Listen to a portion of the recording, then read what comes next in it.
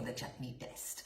Some of you might remember I spoke about this last week. I have got this Hamilton Beach juicer mixer grinder, and it says that this has been designed for Indian technology and with culinary expertise. So I'm testing it out. I'm making a green coriander chutney, but it's not just any chutney. This has got kiwi in it, so it's yum, and it's also very kind of healthy because it's got a lot of vitamin C in it. Really good is that it gives you the option to grind it coarse, medium and fine, and that's something really important for South Asian cooking, Indian cooking.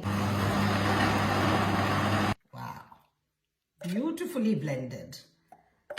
Some roasted cumin powder, I've made it at home.